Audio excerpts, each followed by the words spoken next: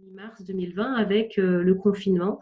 Alors, on avait bien compris qu'il y avait quelque chose qui se tramait depuis le début d'année 2020, qui venait d'Asie, mais bon, c'était assez loin. En tout cas, moi, je me disais que c'était encore assez loin et il y avait une partie de moi qui n'avait pas trop envie de croire ce qui se tramait, ce qu'on entendait dans les médias.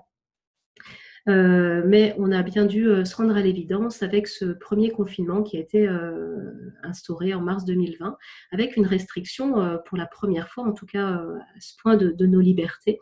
Donc, j'ai souligné le mot choc parce que nous allons voir que quand nous vivons des choses en tant qu'être humain auxquelles nous n'avons pas été préparés, auxquelles nous n'avions peut-être même jamais pensé, jamais imaginé pouvoir vivre, hein, c'était des choses qu'on pouvait peut-être imaginer voir dans un film, mais pas à vivre en réel, ça provoque un véritable choc, une véritable surcharge de stress qui fait que ça va avoir des impacts au niveau de nos capacités d'adaptation cérébrale. Donc, quelques images pour illustrer, hein, c'est vraiment une réaction qui vient du monde animal, hein, le stress finalement généré qui nous fait sortir par le haut de notre fenêtre de tolérance, ça active le système de combat ou de fuite, hein, les fameux deux premiers systèmes d'action, qui fait que la personne va être agitée devant vous, ou il va avoir des émotions qui vont complètement la déborder.